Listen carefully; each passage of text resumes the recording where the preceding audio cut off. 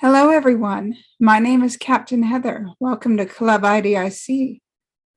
Tonight we are watching The Gift from Star Trek Voyager and discussing gifts of life and love. Please enjoy this evening. Live long and prosper.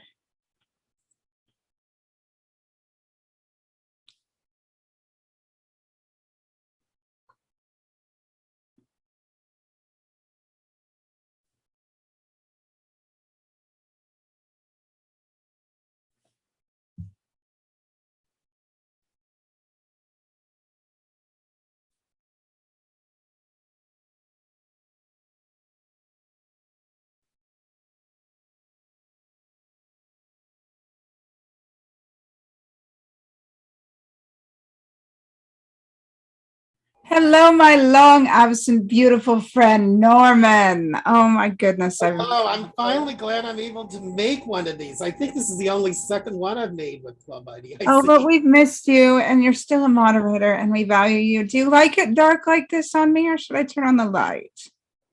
It doesn't look dark to you at all.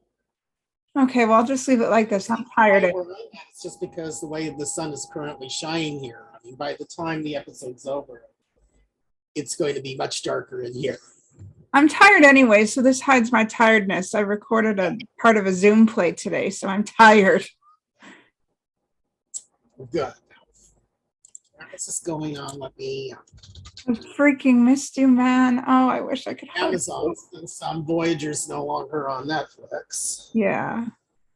If I could, I would just legit hug you and not let you go.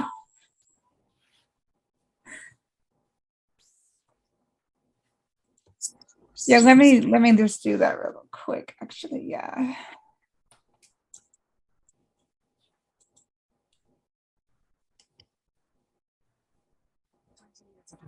Sorry about that. No, it's fine. I have to put my glasses on. I'm half blind without them. I'm nearsighted.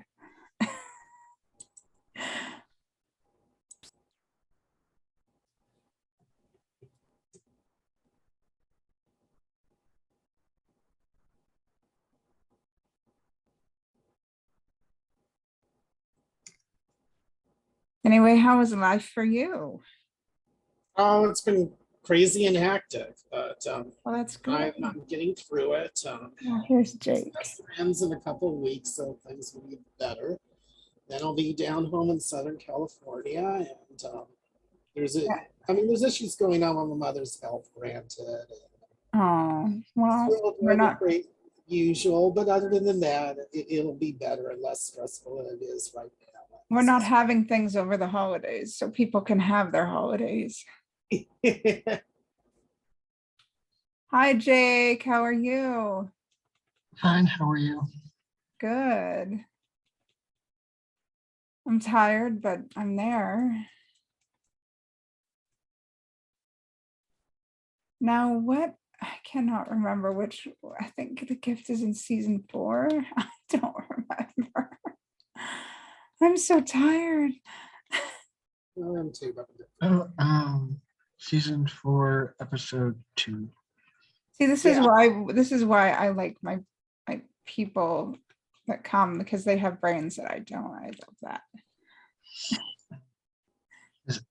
I remember it's the cast's last episode, so that's like that's right. It is.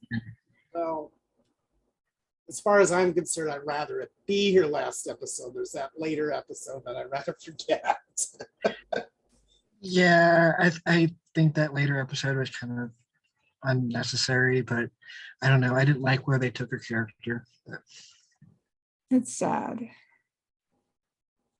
Especially considering I think she had some issues in real life that mirror the real Kes, and that's just really sad. I don't know if they were making fun of her by making Kes go crazy too. I don't know. That's just really sad. Oh, you're talking about the later episode. That was Jennifer Leigh had some real life. Berman's idea, he wrote the script. Jennifer Leigh had some real life mental health issues, and by making Kes go crazy, I don't know if they were making fun of Jennifer Leigh. That wasn't awfully fair. Well, it was a script that was not worth buying her back for. That's what I would argue about. That's true. Very sad. But you know, this is a good episode for gifts in life and love. I wanted to throw it into December somewhere, but I didn't know where. Yeah. Well, it's interesting because back when maybe I should talk about it after we talk about this. You can talk about it whenever you want. Yeah. I don't care. Well, I wanted to say that when it originally aired, of course, I knew that Jennifer Leigh was leaving and that she was being replaced by Jerry Ryan as 7 of 9. I mean, this was definitely advertised and everything. And my whole reaction was, you know, when Michael Dorn was introduced to Deep Space Nine as Worf, and I'm sure that was not a tiny contract, they didn't kick anyone out of Deep Space Nine. So what was their reason of Voyager? Because it was a network show or part of the new network show? I mean, it's like, why couldn't Jerry Ryan have just simply been added? I mean, I never understood it. I didn't understand it then, and I still don't understand it now. I don't know. I mean, because I mean, you would think that a syndicated show would have more budget challenges than especially the #1 show of a network, which it was at UPN at the time. I mean, granted, it was a new network, but you know what I mean. They did eventually do the same on Deep Space Nine with Jadzia and Ezri, though, because their producer issue. Yeah, but that was not until after this happened, and I'm angry about that too. But that's a whole other story. I don't know. Yeah, I don't know the story behind why Jerry came on and Jennifer left. I don't have that story. So I know, and at the time I didn't get UPN, so the only thing I could watch was Deep Space Nine, which was syndicated. So, but they put Voyager on UPN, so I couldn't watch it. I didn't see it until like actually a couple of years ago. So I was like, by the time that I saw Cass leave and 7 of 9 come on, the whole thing was like 20 years in the past. So yeah. Let's see. I'd only seen one Voyager episode at the time, and that was, I believe, Displaced. And I don't think I really saw much of Voyager because I was at somebody else's house who had the cable, and then like being babysat, and then my family didn't actually, I don't think we had a cable. We had 3 channels. So I don't remember watching any of Star Trek until I was a lot older.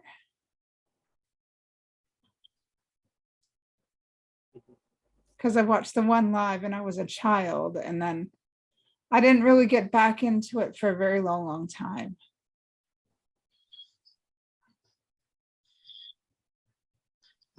I watched both TNG and DS9 when I was a kid. So I know it was funny that I watched the season finale of Deep Space Nine like the night before I graduated from high school. So I spent like the entire my teenage years with Deep Space Nine. It was like I was saying goodbye to all my school friends, and I was also saying goodbye to my Deep Space Nine friends. It's sad. My mother swears she's a Trekkie. She won't tell me how she got into it. She says we had it around the house when I was little, because I'm only a little younger than TNG. I was born in November of '87. So she swears we had it around the house, but I don't remember it.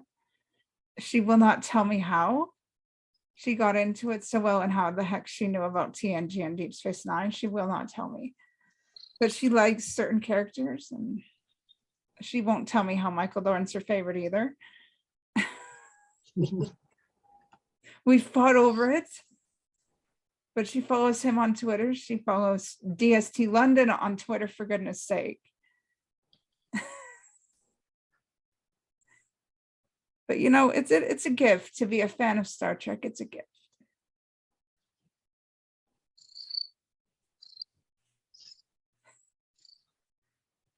Yeah. So what do you think of the topic and the episode and how they relate to each other?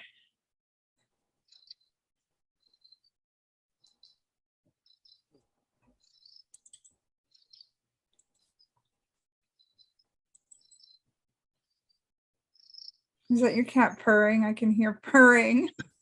You can hear her purring. I can hear purring. What a gift. What a gift. Well, I mean, this episode was about an important period of growth for both characters, for both Cass and Seven and Nine.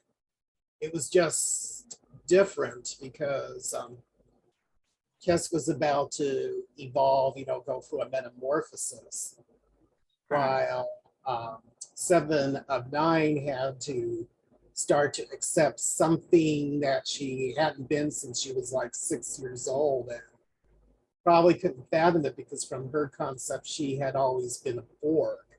And especially the way that how Jerry Ryan approached it, she really approached it like almost like she was some type of serious drug addict, as far as needing the voices of the Borg constantly in her head. And the way that she was reacting against it was rather violent and turbulent and pretty well acted and good. I mean, while I already started to appreciate her a week earlier, way back when I saw Scorpion Part 2, I was very, very impressed with Jerry Ryan's acting. While in the meantime, I was so frustrated at the character cast and Jennifer was leading. Given that, I thought it was a well-written, balanced script to handle both the introduction and the exit. I will give the writers a lot of credit. The writing team really seemed to be on board and was really together, I felt, this season for the most part. And actually, I was rather impressed. And I mean, years later on season 4 of Voyager not only holds up, but I think it's the best season of Voyager.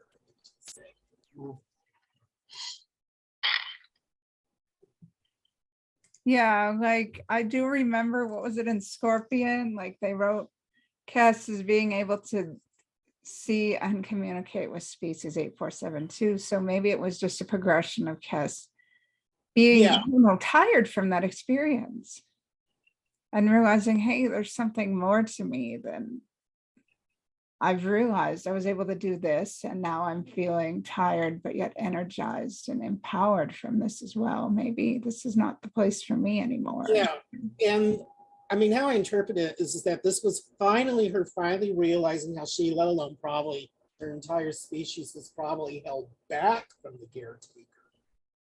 And this was an important point of progression. It definitely was genuinely part of her arc from the first episode of that series, and especially established sort of 2 episodes in where she believed she had these abilities and Neelix was constantly dismissing that.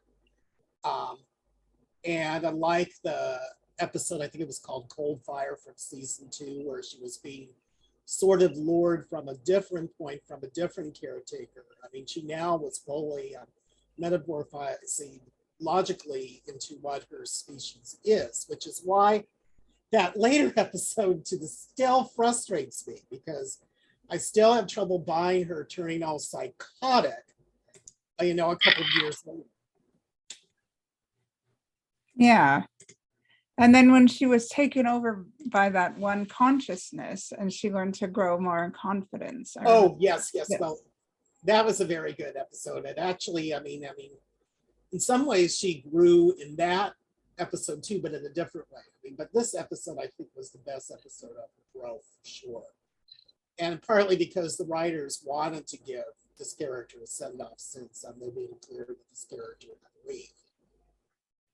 Yeah, it's interesting though how she played it out. It's like she had, like, it was sort of it felt rushed almost. She suddenly decided, oh, I'm going to leave. I can't suddenly stay here anymore. I wonder if it was meant to play out that way or if they just decided to tack that on at the last minute. It almost felt as if they tacked it on at the last minute. What do you think? I don't think it was tacked, unless you're talking about the general writer's room and what they were planning in general. As far as the script itself, I don't think it was tacked on at the last. Like, I felt like they could have drawn it out a little more than they did. Like Well, I mean, they would could have needed to do cliffhangered more it. than Like, one episode, or they would have had to do a different approach, like a separate 7 of 9 episode and a separate cast episode. And instead they made it one contained episode. But I mean, this was also a season where, if I remember correctly, Brandon Braga wanted it to either be a year of hell, literally, or a 4-part story, a year of hell, and all they got was 2. So they were probably thrown in their laps. Okay, here's an episode of talking about the transition. You can only, it has to be about both characters, and you can only do it in one episode. So I suspect that's probably what happened. oh goodness, you know what another gift is? Having fans of Star Trek that know a heck of a lot more than I do about these episodes and their stories. Well, that and I watched them years ago, and I've seen a number of times. And of course, I mean, I've paid attention to reviews. I've read some literature, and it's And only you probably saw the thing live too, I right? finally admitted, okay, I guess I am a Trekkie because I'm such a fan in all this. Before then, I never Frederick told me years ago, you know the name of particular episodes and you say you're not a Trekkie. Give me a break. Yeah, you're a Trekkie. You got the brains of a Trekkie. Yes, we are blessed to have your brains as part of our crew. But it's like they could have drawn out certain aspects of Trek, including this. They could have been like, at the end, oh, Kes is deciding to leave because her abilities need. And no one really had a chance to react. I mean, she didn't even get to say goodbye to the Doctor. I mean, she wanted to, but with the exception of maybe one small moment with Tuvok, followed by Tuvok with his lamp at the end. And I guess a little bit with Janeway, that's all we really got for her, but it was definitely her farewell. I guess Neelix sort of. Like, there's so many huge episode moments in Star Trek where major things happen to the characters, but nobody gets a chance to react or recover from. Like, things happen, like serious moments like abuse or whatever, or life changes or revelations, and the characters don't really get a chance to react or recover. Or like, I'm thinking of like the internment camp episode and The Wire. They don't really get a chance to recover from those or discuss things, and they just rush past them. And it's like, come on. And the augment thing, like, come on, you don't really get to explore it. It's just sort of airbrushed aside, move on. And this really was a wasted opportunity. I don't know. Am I talking stupid? I don't know.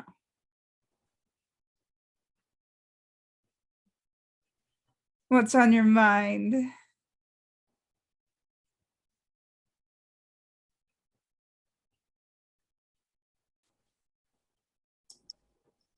I think what else to comment. What's on your mind?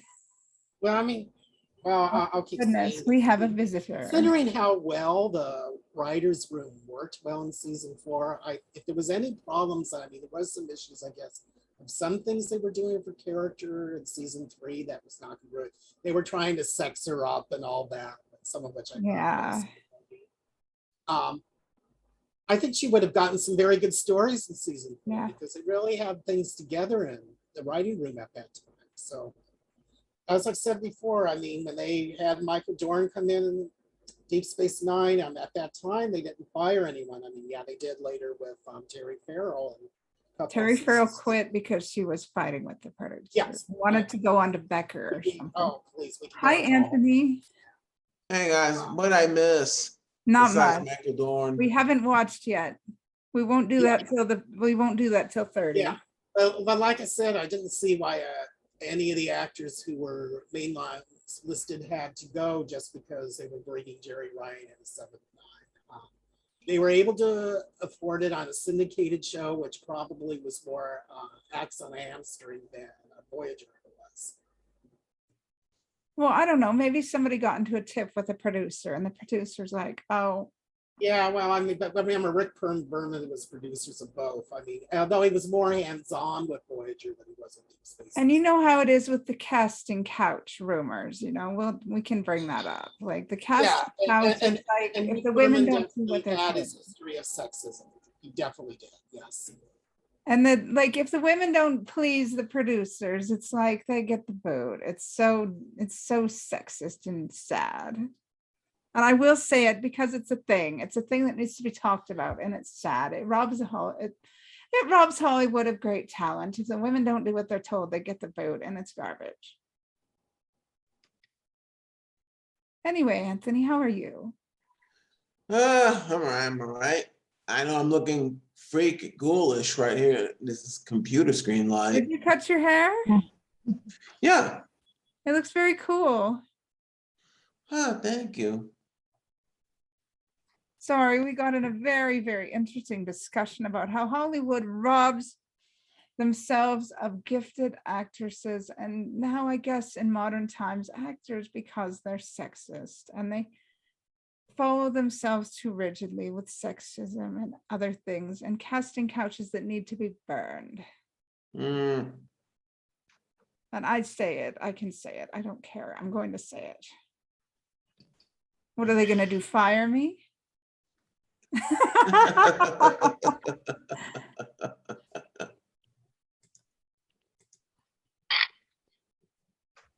Like, it's ridiculous. Like, how many casting like my mom was like, I know you want to go into acting, but don't ever go on a casting couch. Wait, you wanted to go into acting, Heather? I'm technically kind of doing it a little bit here and there, but not in the extreme. But I would never go on the casting couch because I'm better than that. If I wanted to be in Hollywood, which I do, because certain other gifts, I'm not able to give the world certain other gifts that women can naturally give. I'm not able to do that. Without a great risk to myself, I would not want to sit on the casting couch in order to do it. I'd want to do it through my talent. Anyway, what do you think of this episode and the topic I saddled with it?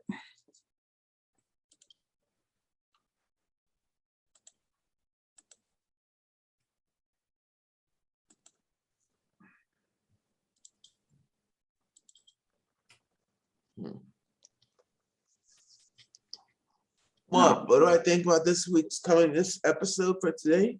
Yeah, and the topic, the gifts of life and love. Yeah.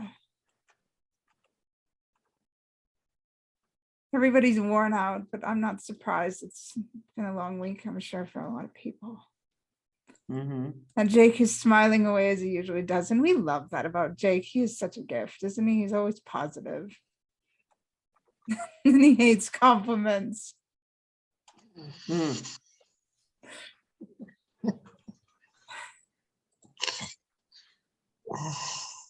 All right, let me see if I can find this. Look at us. We finally made it off the island. Go us. Oh, what's that noise?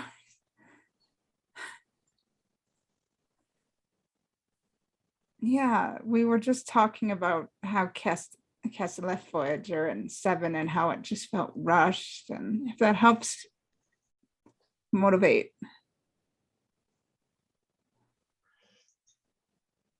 Can anybody help Anthony out?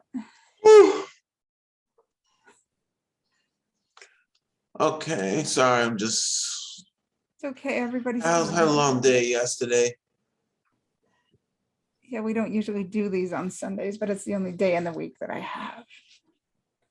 So how was Friday, may I ask? We didn't do Friday because I was just too busy. As I meant you specifically. How was Friday?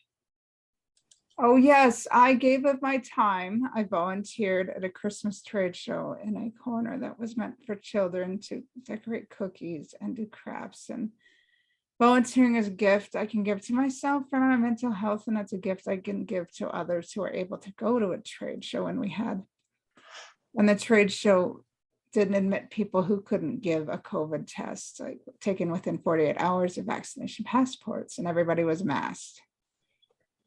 So that's a good gift to myself and others. It was nice. I was able to volunteer Thursday to Saturday. Oh, okay. It was fun. All right, well. Yeah, I'll type. Wait, this is the recording of text type messages, does it? No. Okay, hold on a sec. You can PM me as well if you want. That won't record. Okay. I'll shoot you a message later. Okay, so do you have any thoughts on the gift before we watch it? Besides me trying to figure out how I can watch the gift. Well, I will see if I can conjure up a teleparty. How about that? And remember, it's not on Netflix, so. you have to- Yeah, I see. It's on Canadian Netflix. Plus, Well, we'll just, we'll conjure up some magic. Well, like I we don't did. know. I think I'll You know what, just wait. Anthony? We'll conjure I'll up just- some special magic like we did last time. Mm, Okay, so does anybody have any final comments before we retire to watch? And I will help Anthony while we retire to watch. no, worst comes worst, I just wait an hour. Okay, well, we're going to retire to watch the gift, so, and then we'll come back and discuss, all right? Okay, all righty. And then I will attend to you, Anthony. All right.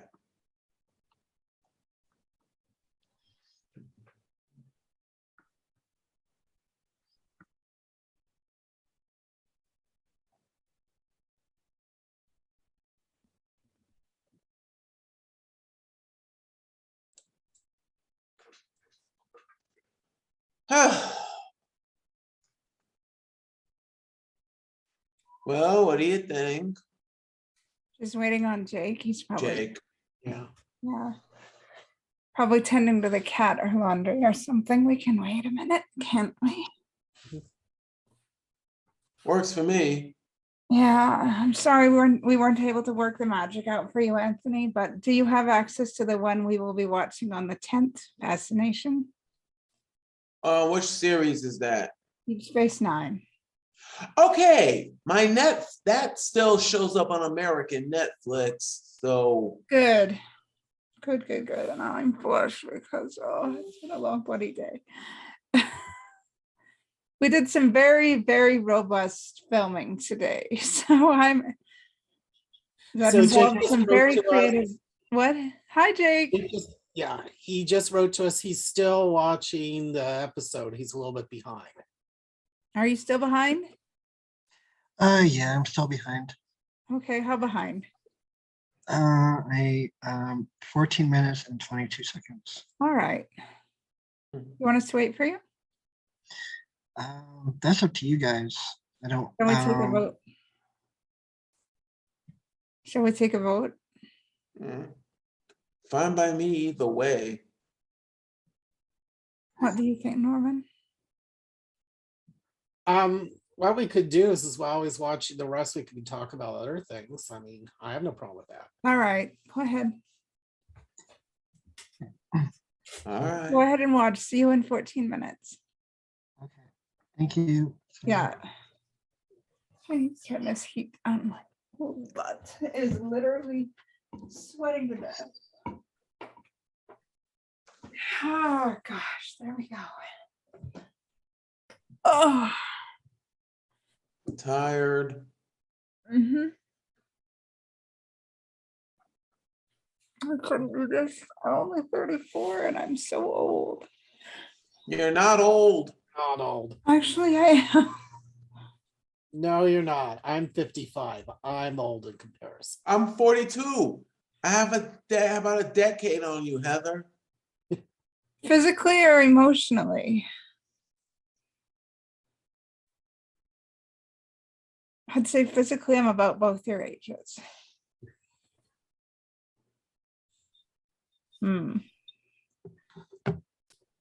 Well, when my next papers come out, you'll understand. Mm-hmm. And they will come out, but I'm not telling you when. Christmas mystery. Indeed. A Christmas mystery.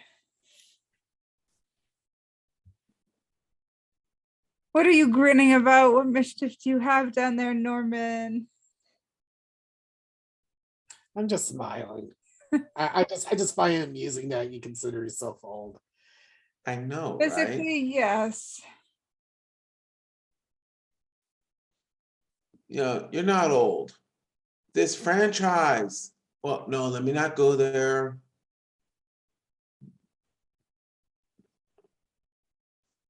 Well, so Norman, how old are you again? I'm 55. So you're as old as Star Trek. Did it begin in 1966? Yep. Yeah, I guess I am. I couldn't remember if it began in 65 or 67, 66 or 67. I knew it began somewhere around there. Dude, it just had an anniversary. I know, but yeah, that requires me to automatically add and say, but you know. Like they just Hey. had their anniversary, Las Vegas. Yeah. I didn't go. The 55-year mission. No. Yeah, I didn't go because COVID, and yeah, maybe next year I will go. Ugh, I don't know. In my case, it's not cheap going to Vegas for the creation convention. No, but I've done it twice. Well, you got me beat. Well, I volunteered. It's a bunch of work, but at least you get to see some of it.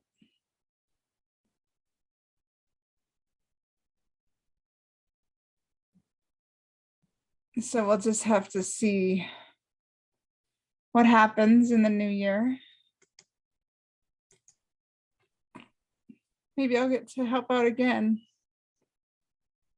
I mean, it wouldn't be a big thing to get a COVID test done a few days before and then fly off. Totally worth it.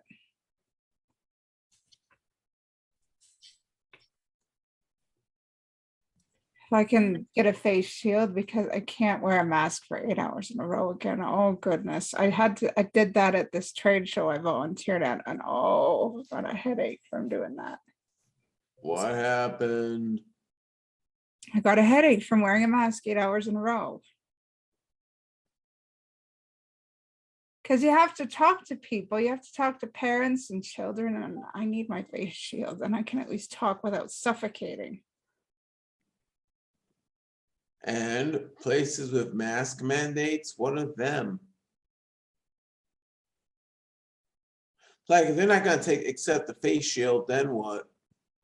We'll have a mask and I'll switch. Yeah, a face shield's not required. It's a minimum of mask. Most places have a mask mandate. I mean, I have to wear a mask whenever I'm physically at work, which right now is 1 day a week. It will be 2 days a week at least next semester. And it's an interesting experience. I mean, having to wear, my shifts sometimes are like 10 hours total, counting breaks and whatnot. And Wait, you're a wearing a mask professor? for the entire time. Yeah. Well, I'm a librarian. Oh, too bad you're not a professor. I could tease you as the nutty professor. Well, I mean, I teach courses and I'm sometimes addressed as professor, but I'm actually a librarian most of the time, Oh, you missed the joke, man. You totally missed the joke. I guess I did because I didn't- made a joke about calling you the nutty professor. because so I'm the nutty librarian, whatever. With great affection, you know that, right? Yeah. And I think Anthony missed the joke. You've never seen the Nutty Professor? Oh, I yeah. have. I saw the original. Way back when. Yeah, yes. I just choose not to say anything. Yeah, as well as I think it was Eddie Murphy who did the 90s version, which was Yes, it was Jerry yeah. Lewis with the original, Eddie Murphy with the 90s version, the remake. And then he was in, I didn't see Pluto Nash, but I know he's done at least one sci-fi movie. So many, like, was he in Star Trek? This is something I don't know.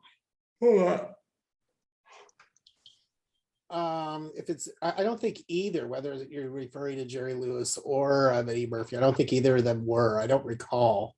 Oh, I I know figure if they the were on, I mean, I'm sure that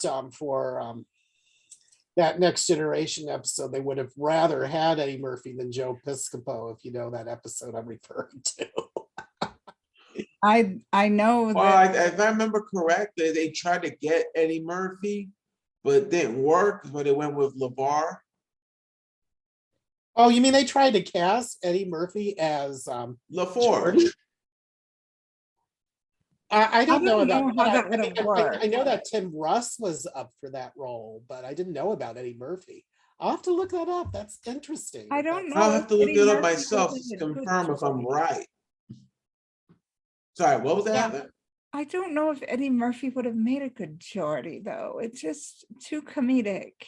Yeah, I mean, at least the approach to Jordy would be so much different. I mean, I'm just trying to And imagine. it wouldn't have, they wouldn't have been, there Wouldn't wouldn't be have been Geordie. the Yeah. like the connection between Geordie and Data, because Geordie would have always been making fun of Data, just like Pulaski did. Pulaski was so patronizing to Data, and it's like there wouldn't have been that. I don't know if you would call it a romance kind of thing, a romantic bond between Geordie and Data, would you? Almost. I you- think the think it term you're was. looking for is bromance. Yeah. I don't know. I think it was deeper, but maybe I see things people don't. What do you think? I don't know. Well, I mean, Star Trek did have most famous romance was definitely between Bashir and O'Brien. Not Garrick in this case. I'm talking about bromance in terms of balance supply, but he and O'Brien definitely that would be bromance. Oh yeah, that's a bromance for sure. That's I think that's the most famous romance in all of Star Trek. Or Paris and Kim.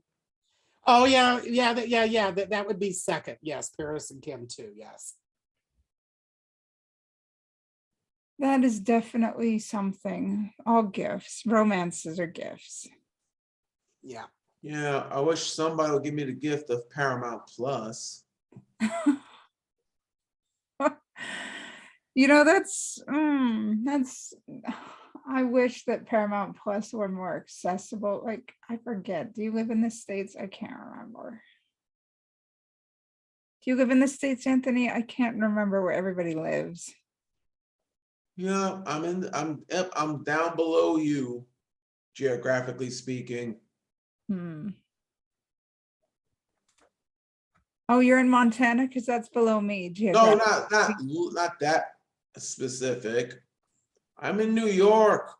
Right. I'm sorry. It's been a Yeah. super crazy day. And it you know, I mean, in my case, because I'm a cord cutter, that is, I don't get cable at all. I rely on streaming services. But I do have to admit, it's gotten to a point now with the amount of streaming services I get that I'm paying as much as I used to do for cable because Yep. it's multiplied. They proliferated. And so you have to just pick and choose, okay, what do I want to see? Because I have to figure out my choices based on, the platform. Yeah, I get Amazon Prime and Netflix, but my mom and stepdad recently lost their satellite because of a windstorm. It broke and they haven't gotten it fixed yet. So I generously shared. Yeah, and I mean, I had to replace my router like 3 or 4 weeks ago because the amount of demand is not both of streaming and some other things that I needed inside my home required a stronger signal overall. Because Yeah, I but was have problems. Yeah. what else is there to do? Really, there's nothing else to do but rely on internet and TV. Well, Like, especially of COVID. And of course, I mean, I have a minimum of at least 5 Zoom sessions with people at work each week. yeah. Sometimes they're for 3-hour meetings. Yeah, it's crazy. Like, are we ever going to go back to in-person things again? What I volunteered at was Yes. nice, but We're supposed to go back to 65% in the spring, but it already looks like, at least for our instructors who are teaching, it might be less than that live, because all from what I've heard, the online courses are filling up, but not the person-to-person courses. And Of I think course. yeah, well, I mean, some of our, or I mean, well, it's not, some of our students learn better, whether it's person to person, but I think their issue is just their security issues regarding COVID. And for some, it's accessibility, even though where I live in the Bay Area, getting a vaccine is supposed to be fairly easy and not at a cost. But there's still some documentation, I guess, involved that some students still shy away from. And so they're not getting vaccinated. Small, I mean, granted, they're an exception rather than the rule. Most of them, in fact, are getting vaccinated. But Yeah. even those who are getting vaccinated are still thinking to themselves, I don't know if I feel ready or comfortable to be in a person-to-person class yet, because I have kids, or they have, especially kids who are underneath the age of 5, and so, or they have yeah, elderly parents living with them, and so they think about these things. yeah. And yeah, I just Yeah, and sorry, you first. I just recently started going to movies again. Like, I went to a film festival in October. I was very careful. They really had good like regulations on that. I was safe. Like, and I just recently started going to movies again, but they're very safe at the movie theaters. You can't even not even get in without a vaccine passport or negative test. And I'm just doing that every few months, but never mind traveling away from my province yet. with the exception of an outdoor event last summer, I have not done that as of yet. I've gone into restaurants, which I think is Hmm. but the closest I've been inside with a lot of people was Thanksgiving. And actually that says something, because with my step family, there's at least 50 of us. So Oh that my is, Lord. yeah, my step family multiplies like rabbits. I mean, a lot of them, the generations, it's at least 3 kids, often 5 kids, and then they've had kids, so they've grown. And here we are with Jake again. All right, you all done? Right. Yeah, thank you for waiting, you guys. Welcome. We talked about COVID and the long-term impacts it has on our lives. Yeah. Oh. And how this is actually, this type of gathering is actually a gift, because this means we can still have gatherings and still get together as a family despite the restrictions, because this is what this club is. We are a family. You are my family, and I hope I'm yours, and amen to that. Anyway, what did y'all think of the episode? I've always liked this episode a lot. In fact, I mean, I've never, ranked my Voyager episodes, but I would say that this one is definitely up there, probably at least top 25, if not higher. I've always liked this episode quite a bit. And considering, as we talked about before the show, the challenges of doing these 2 stories both in one episode and thematically, and this is a rare instance where you really don't have an A and B story. It's like 2 A stories simultaneously. And the author, who I noticed was Joe Manosky, I mean, he managed to pull it off. And director was Anson Williams, I noticed, from Happy Days. Oh my I didn't realize that. So that was the first thing I noticed for the first time. And I mean, the acting was stellar for both Jerry Ryan, who was still pretty much new in this role and had to do something different than what she did just a week before in Scorpion 2. And then it was especially difficult for Jennifer Leigh, who knew, this was, especially at that time, it seemed this was it. And that was very difficult for her. And I mean, One thing that I learned trivia wise, and it definitely makes sense since because I sensed it from my first viewing way back when, is that Kate McGrew was genuinely in tears. It was like more of Kate McGrew crying that Jennifer Leigh was leaving, and it just easily transferred to Catherine Janeway being upset that Kes was now leaving. And I thought, I mean, this was very touching. I love thematically, the challenges of basically going through a transformation as to who you are. One, in terms of where she was to go and what she was always suppressed from becoming in terms of who she is.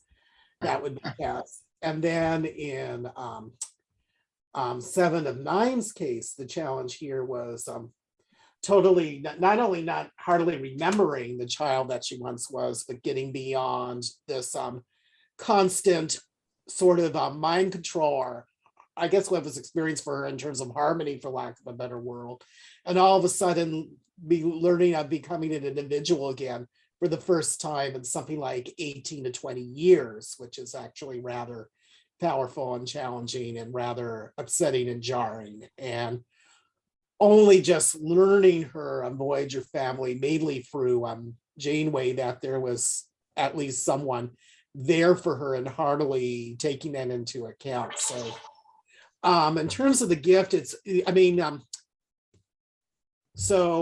terms of the theme of the gift is what's happening for each of them themselves, as well as the gift that Kes has provided to her Voyager family, giving them a 10-year push for home because she now had that ability and she really cared and loved for them very much. And then in Seven of Nine's case, she had to learn the gift of both family and individuality that was coming to her, and which for her was probably a jarring type of experience, but yet maybe liberating, even though she probably doesn't realize it so much so as of yet, but definitely thematically in the long run. Wow, that was an encyclopedia. I love that. Like, since all of you are, I don't know if you're significantly older than me. I don't know if that's rude to say, apologies, whatever. Do you remember watching this when it first came out, and what do you remember about it? And did your thoughts change on it from when you watched it before and when you watched it now? There's a That's really question. Not really.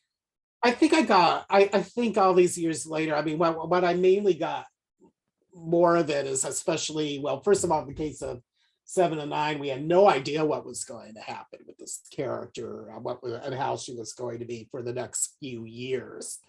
But at least it was a nice, interesting opening of telling of what may be to come. And the biggest surprise to get for us was that for all of the media hype regarding the sex appeal of Seven and Nine, what we actually got from episodes like this was actually the genuine and quality acting of Jerry Ryan and the genuine quality of writing of the character of Seven and Nine itself. I mean, we really were in for a treat, and we were only just beginning to get a good taste of something wonderful, I think, that was brought into the Star Trek lore at large. And so, I mean, looking back at this now, especially now that we see the character growing up and evolving into what she is now in Picard, which is interesting because she is either bisexual or polyamorous, or I don't know what exactly to call her identity. She's definitely very open and liberated in many different ways that I don't know if the Borg would have ever allowed for her to be. So, I mean, that's definitely a positive in terms of the long run. As for, I still appreciate Jennifer Leigh's role as Kes. I was bummed then that she was being written out. And especially historically, I think that might have had a negative effect maybe on the actress herself, Jennifer Leigh, and herself. Maybe, it's hard to know for sure, but definitely, I mean, she's had some issues in her personal life since then. And if I'm not mistaken, because of some of those issues, she's not even invited to Star Trek events anymore, which as far as I know, which I think is a bummer. Yeah, that's sad. Hmm. Anyone else? Yeah, I haven't even been to a Star Trek event since Mission New York. Yeah, those are expensive, but you know, Well, then again, I live in New York, so yeah, that's that acceptable. case was expensive. But I don't know about this hypothetical going to an Alberta convention. Yeah, they're few and far between. We don't really, I think the last Alberta type convention I went to was Vulcan 2016. Hmm. And the special highlight of the event was Leonard Nimoy's son, Adam, coming up and dedicating like a Spock statue and a plaque in his father, the name of his father. I got to meet Adam. And Garrett Wong happened to be hanging around and doing things for Vulcan TV. So I hung out and I met him. And Manu and Teriyami was also up here. And yeah. And some people, somebody from TOS was also up here. I can't remember her name at the minute, but I got a picture with her at the too. And yeah, I think it was Dr. Denner from TOS. And she was so tired. She was so frail. And I asked her, listen, what would you like to sit down? And she said yes. And I sat with her and I was like, you know what, we'll have our picture taken sitting down, and I won't stand above you. We'll sit together as equals. And that's how we have our picture, sitting down together as equals. And that's a gift, that we can see each other as equals and not be superior to one another. Anyway, yeah, the gift for me, I like it because although Kes leaves, there isn't so much void, because Seven comes, and with her, she brings experiences that Voyager can use to help themselves be better. It's always sad when someone leaves a family or someone leaves an experience. But when someone joins an experience, they bring with them opportunities to learn and to grow and to be better. And that's what Seven brought. And thankfully, the Voyager crew, it took them time, but thankfully they saw the opportunity that Seven was to become better and to better themselves and to utilize and take on education and to let go of prejudices and to take on new experiences and to learn what Seven could bring unto their collective to make them a better crew. Jake, Yeah. yeah. Jake, what are your thoughts on this? On this episode, Uh-huh. I don't know. I think Norman pretty much covered it. Oh, I know, he's such an encyclopedia, and I love him for that.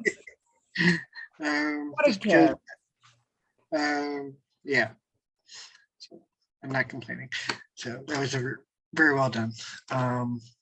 So I don't know. I did enjoy like what Norman was talking about, like the interposition of the two different storylines. They did an excellent job of melding those two storylines in a way that made sense. I mean, and the two stories kind of played off each other.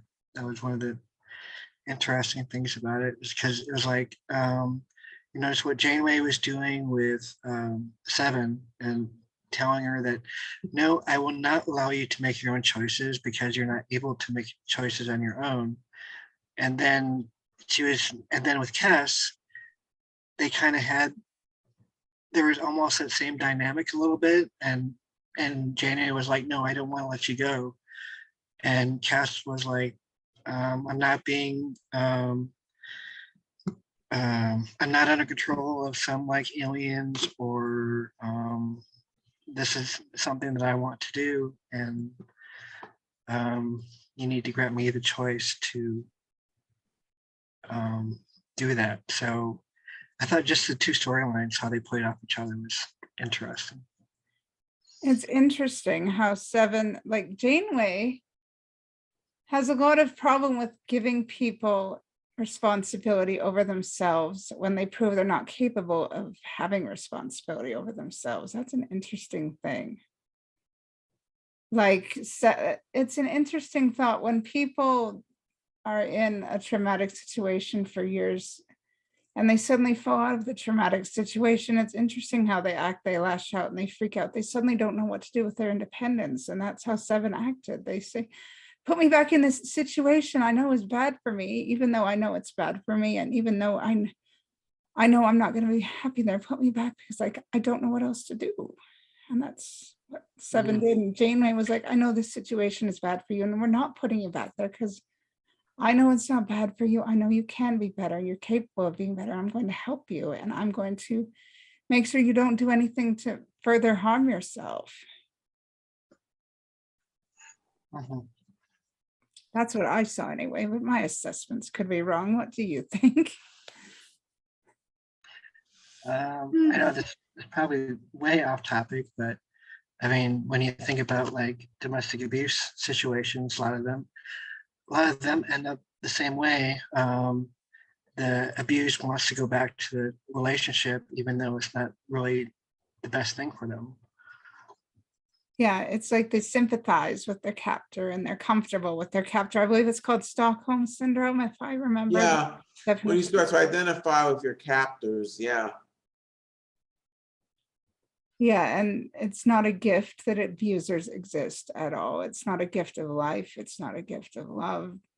Abusers try to make themselves seem as the good guys so that the abused feel like they have nowhere to go. And Right. Hold on a second. Realize something.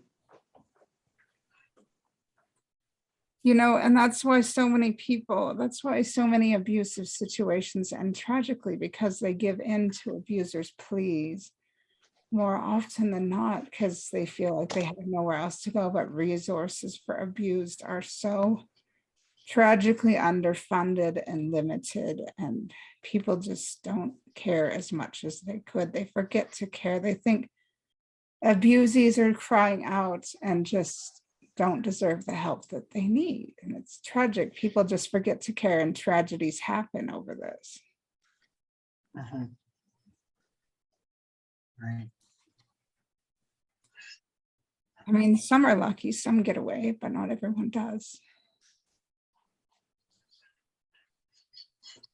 But Janeway was lucky. She was lucky enough that Seven actually eventually listened and calmed down. And the calming thing that Seven acknowledged what Janeway was saying when she said red, the little girl's favorite color was red. She's like, I hear what you're saying, and I don't fear you, and it's going to take a while to trust you, but I don't fear you. I'm going to let you help me. Well, it's also nice what Kes did for the people who like sheltered her for those last 3 years. Yes. Let's talk about that. That's what I take away from the gift, Never mind, like the rest of you guys have been saying, oh, it's been 7 of 9 first came on, right? Even though I'm not a big Voyager guy, but still, it's nothing. Anyway, how she helped, gave them like, okay, this is what they want for Christmas. They want to get closer to their home world. So I can't get them there, so I'll kind of give them a nudge. 10 years closer to home. Yeah. And out of Borg space. So Yeah. yay. And this was the first time ever in the series they got a break in terms of getting home, if I remember correctly. All the other times, it was like, oh, we're finally going to find a way to get home or get closer, and then it doesn't happen. I mean, this was the first time, and it came, and it came in an episode where that wasn't even the theme, which made it nicer too. I mean, it provides in its gesture that this demonstrates Kes's love to her family for sure, because she knows that this was the most important thing and goal for them. Yeah. And she used all of her energy. She basically said, my gift to you. And then she went, vanished into the higher being, Yeah. flung them across Yeah. the universe with Seven, knowing Seven was on board, and it's like, okay, I'm going to give this little Borg a chance to find her humanity again among this crew, because I can't stay. It's beyond me now. So I'll give this little Borg a chance to be human again, and she can take my place.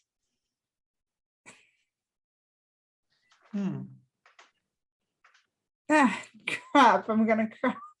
Yeah. Why? Because it's so cool the way it happened. And I don't think I'm alone in gonna being to cry, I don't think.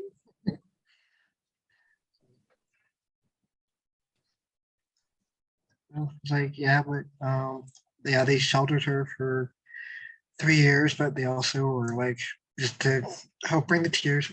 They were like family, and they loved her, and they helped her move past the I don't know, the shelterness of her life growing up. So Hmm. Do you remember how Kes came to be on Voyager? She was a prisoner of the Kazon Ogla. Yeah, she Mhm. was. And Neelix played rather dirty to rescue his girlfriend, but you know, kudos to him for actually figuring that out. And manipulation.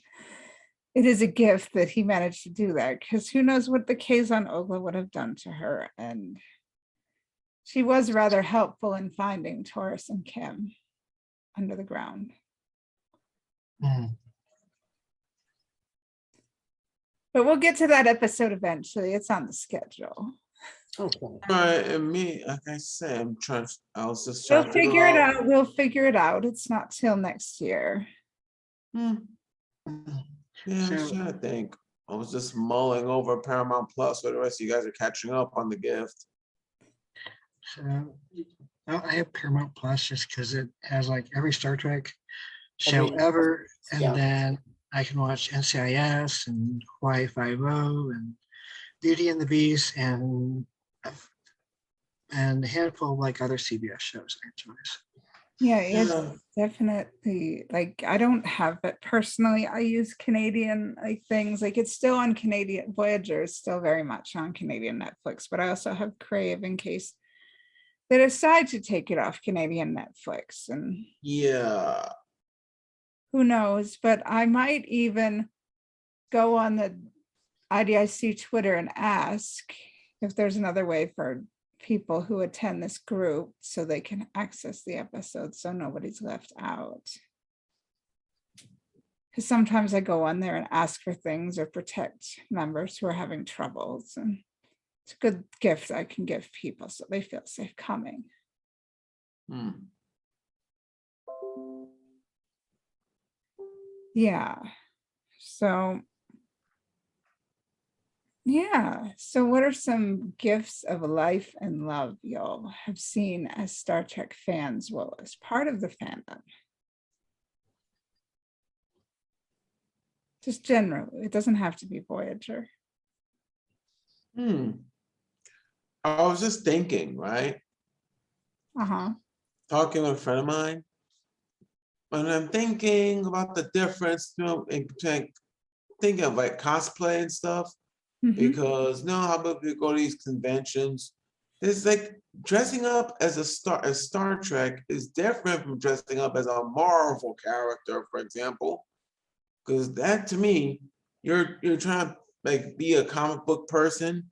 You are the comic book person, but like for what you're doing right now, for example, is okay, I'm not trying to, it's like you're dressing up as part of a quasi organization. No? Mhm. I don't know if you're like trying to deliberately be Captain Kirk, or you're just like another Starfleet person who just happens to have a TOS command uniform. Yeah, no, I know we went over this last time, so I'm not gonna run back to my closet. Oh, your closet is amazing. You should run to Ow. your closets. Run to the closets. Norman hasn't seen your closet. You really want to deprive Norman of the gift of seeing closets. Please. No, because Norman, were you here watching last time, though you weren't?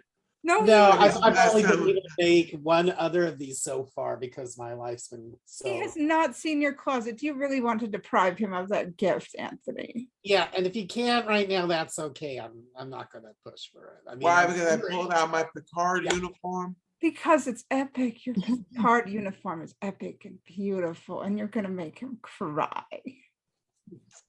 Yes, it's a very nice uniform. See, we're all voting on it. It's unanimous. Right, we're all trying to see about getting Heather one as a gift. I don't know. How's that sound to you guys? Sounds cool. I won't push for it because I know lots of people are under stress financially right now. Hmm. But it would be very nice if you could at least show us yours. It would be beautiful. We love it. Norman's the only one who hasn't seen it.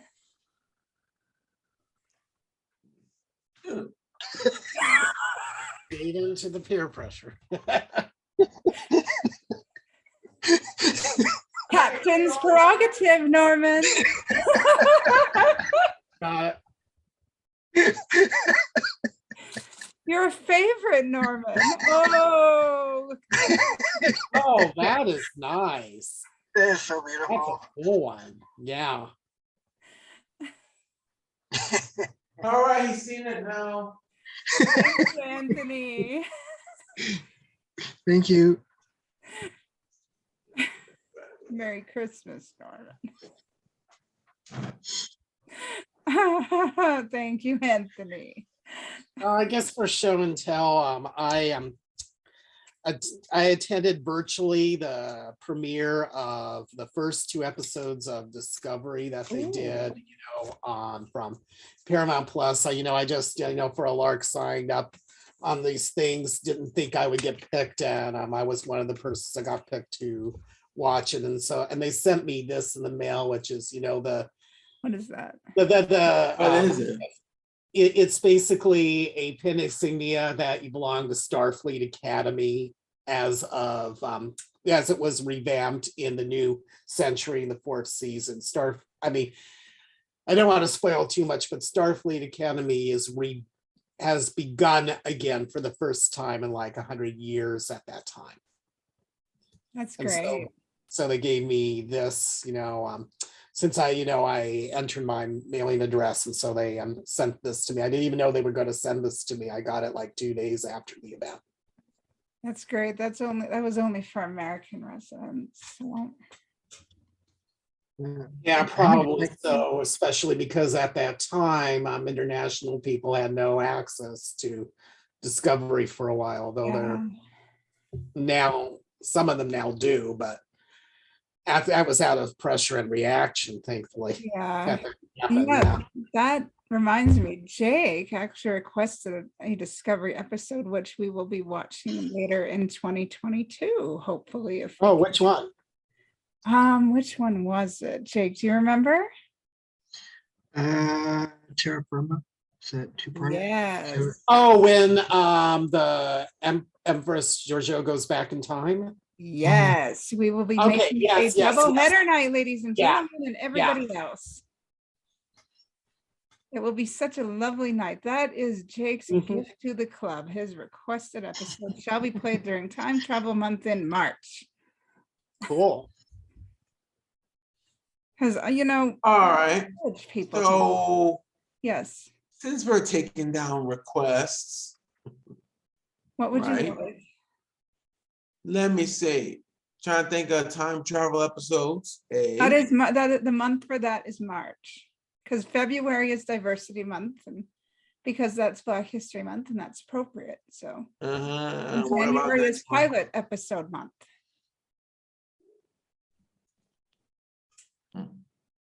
Well, hopefully one of the time travels is timeless, which would be a good one to talk about in terms of a theme. Wow. Yeah. Yeah, I will write it Yeah. down. Yeah, that's the one when Harry Kim tries to correct. I'll write it on the phone, and I'll put it on the list. Yeah, I'll also add it on the text. Timeless. That's the Yeah.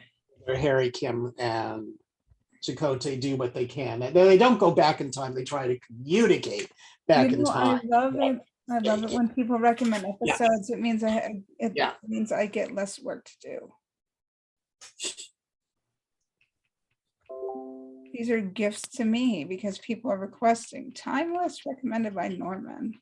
Yeah. Or, if I may, Yes, past tense, we did that. Oh, did yeah. that one already.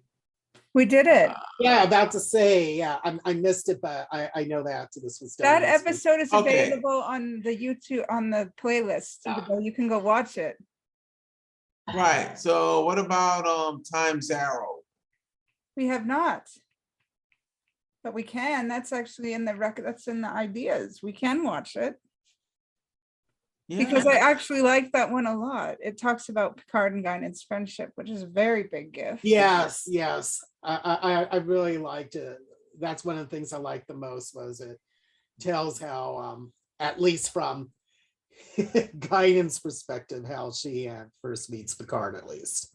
And there's rumors that Guinan's in season 3 of Picard. Because what's her And name? it was Michelle about Hurd time- actually, no, Yeah. Michelle Hurd actually talked about working with Whoopi Goldberg. So there we go. Spoilers. So Patrick Stewart formally invited Guinan or Whoopi Goldberg to be on season 2 on The View, and she accepted. Yes, we have played that. Yes. We're not doing that again. Mm. Because we don't want the View to come sue us. We have no money for lawyers. That would be a great Christmas gift to getting sued by the View. That would be lovely. Oh boy. Mm. Yes, you know, it's great doing these. It really is. I'm so happy people are finally starting to recommend episodes. Maybe they realize we're actually going to be around for a while, so they're starting to like us.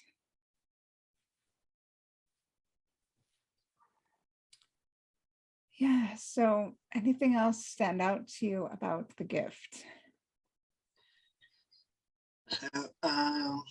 So I really liked the last scene, with Tuvok in the window.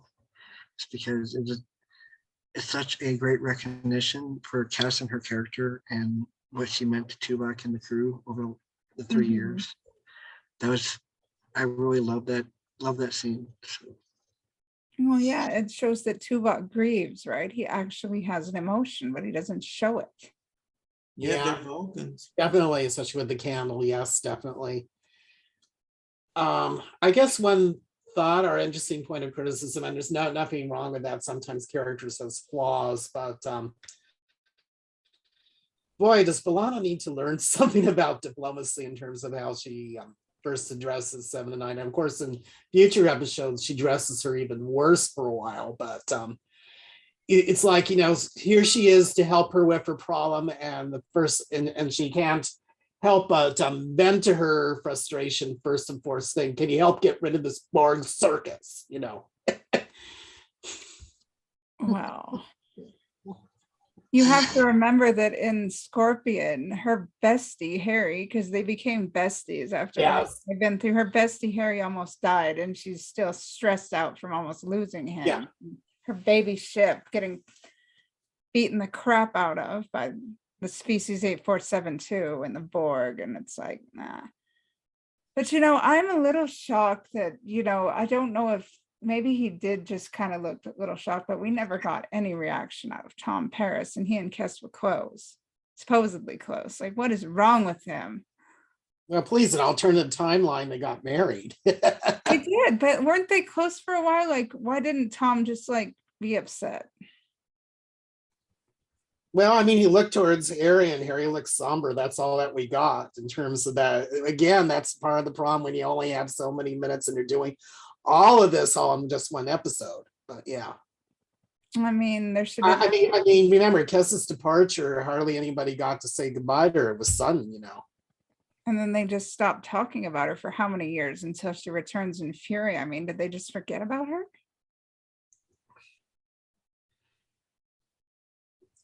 All that I know is that it's a theory more than stating the fact that the heads above did not like so much continuity happening in this series. And I think that worked in its detriment. There should have been more continuity in Voyager. There was a constant continuity in that they were in a continuing situation. Why was there? I know. It was not. but to all of a sudden not even address, I mean, the best that Cass's existence was next addressed was a few episodes later, Neelix happens to fall for someone who looks a lot like Cass in that episode. On a planet. And then it was like, then suddenly, I don't know, somewhere in the series, some random ensign suddenly comes back, and that was Kobali. And what's that about? That we never really knew, but they didn't give more attention to Cass. Well, not only that, but she was former roommate of Harry Kim back in the academy. And it's like, gosh, he never even paid any attention to her when they first got on board. It was all just about Tom Paris. Roommate, it was, I mean, that's part of the problem with sometimes where the writing goes in the series. He never mentioned having a roommate before. Like, I don't know, just very confusing writing. I mean, they're in this continuous situation, and yet they couldn't have stories and continue it. I mean, they tried to treat it as if it were Friends or something. I mean, come on. They really did. Yeah, well, not only, gosh, I don't want to sound harsh on Voyager because there's a lot of things. You can. This is what this is about. Sometimes some of the weird things. Voyager has already aired. What are they going to do? Fire us? Yeah, not only did that ensign, was a former roommate of Erin Kim's that was never mentioned before, and mentioned it, and all of a sudden she's there in an episode. But do you know how many, by escaping where she was, how many light years she had to travel to get to meet up with Voyager again? Because she was in Hirogen space in terms of where she died in season, I guess that'd be around season 4. Yet by season 6, I think they were 25 years closer to home. I don't know. It just felt like Friends in space kind of thing. I don't know. There's a lot, and I mean, we can talk about Voyager. We're fans of Voyager. Voyager wouldn't be in syndication without its fans supporting it. And this is what the Star Trek executives need to understand. Us talking about it, us giving it attention is why it's still here today. Let alone Voyager is definitely successful in our hearts and minds enough that, granted not Janeway herself, but a hologram of Janeway now appears in, a new series. So that definitely has its impact. Where is that? Right. Oh, right. It's coming out next year, right? Prodigy. Yeah. Well, I mean, it's available now on Paramount Plus, the first 5 episodes, but yeah. What happened to the rest of it? Is it on hiatus now or something? I don't remember. It's coming back in between Discovery's run and Picard's run. We'll get 5 more episodes. And then after Picard season 2 ends, then they're going to give us 10 more. It's like a 20 episode first season for Prodigy. Oh, and then are they going to do a season 2? I heard they were. Are they? Yeah. I don't know if they've announced it yet, but very likely I think it's going to happen. I think I mean I don't know. Most of the reviews have been favorable of Prodigy that I've come across. So well, I've seen it. I've actually watched that. I've watched it. It's cute. Yes, I did too. So yeah, I have Paramount Plus, so I'm caught up it's on. Actually, a gift, kids who are actually into science fiction. And I won't comment what happens, so people are spoiled. I won't do that. No, we won't talk about that. Except that the only warning I will give you, at least from the first 5 episodes of Feel, is that it is mostly geared towards kids, but so what, the animation is come on, it is not. It's nice towards anybody who gives a crap about it. I like some of the characters, which definitely come from, some of these characters actually come from species from previous episodes. There is a Uh-huh. lot to like and appreciate, definitely. Yeah. But it It's is really geared towards cute. kids It's first, so and that's cute. okay. That's the intent. That's the intent of Prodigy, is to It's such a gift, though. People complain about Prodigy and Discovery, and that, you know what? I have actually, I should bring this up, and it's been a gift to our Twitter presence, the club's Twitter presence. I've actually started threads discussing the different diverse presences in Star Trek, and we've actually gotten Discovery stars liking it. Like David Ajala and Anthony Rapp and different Discovery stars liking those tweets. So they know about us. Yeah, and I don't want to spoil too much, but let me just say season 5 definitely does more with the 2 new characters that were introduced in season 4, Book and Adira. So yeah, definitely. And I hope Gray's synthetic body gets built. Because that would be a gift unto Adira. Yeah, what they're doing with Gray looks very, very promising. I'll just say that. Yes. And they're definitely doing a lot of nice things metaphorically in terms of what they're saying, in terms of what is happening to Gray, that I really, really like in the writing. Because diversity, and I know people are going to get mad. Like, I like Discovery from what I've seen, and I've seen bits of the first couple of seasons. I need to catch up on season 3 a little more, but that's my own fault. I've been so busy. I'm a Lorca fan. I am a Lorca fan. I am a Christopher Pike fan. I think Strange New Worlds will be interesting. I love season 2 of Discovery's Pike. I love that. I'm looking forward to Strange New Worlds. Diversity is a gift, and if people don't like it, maybe they need to start over on their watching. Like Jake here, what was it, that list you showed me when you first came to us? Oh, that list. Tell us about the list. So it was a chronological list of all Star Trek episodes and movies in order, including like TNG and D Space Nine, when because Voyager, TNG, and DS9 all overlap. So it was like, so how do you watch those episodes? So if you wanted to watch them chronologically, how do you watch them? So there's. Well, what do you mean by chronologically? Are you talking about date-wise, star date-wise, and whatnot, or are you talking about when they air? Because I mean, this can be tricky because sometimes the Deep Space Nine and Voyager and Deep Space Nine and TNG beforehand, sometimes some of those aired within the same weeks. New shows as they first debuted. So, so the creator of the list, he did. I think generally it was stardate wise, but there are, especially like the early seasons of TNG and original series, where the star dates didn't make a whole lot of sense. they didn't really do a good job of keeping star dates in line, really.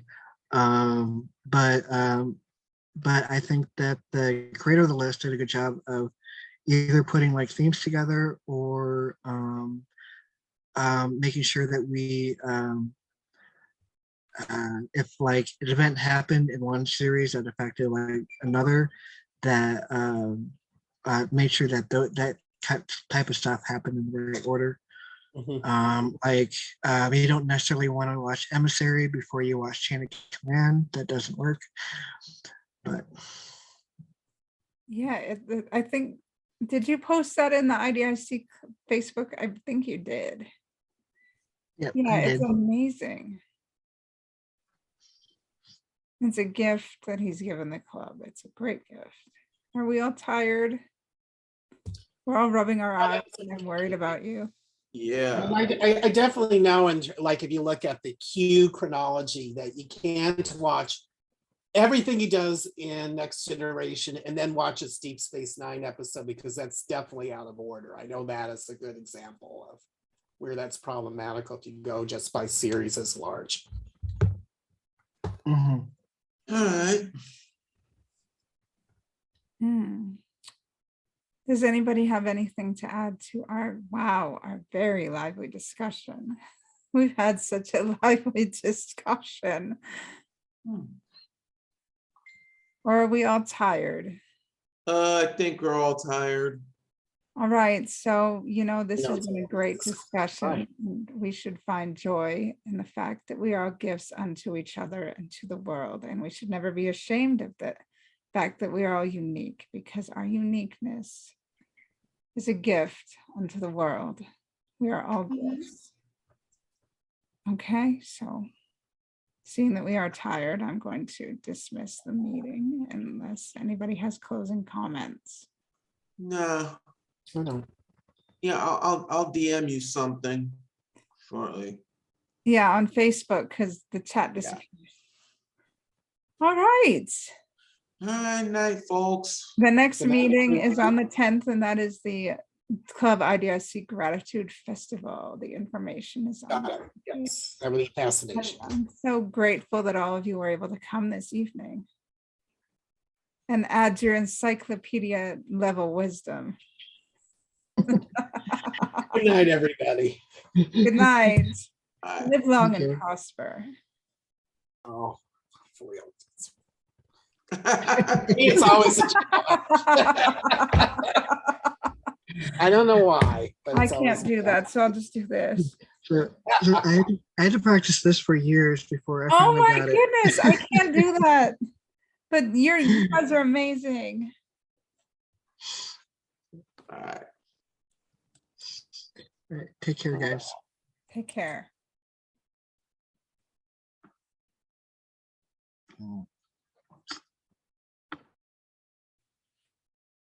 Thank you all for joining us for tonight's meeting. Live long and prosper.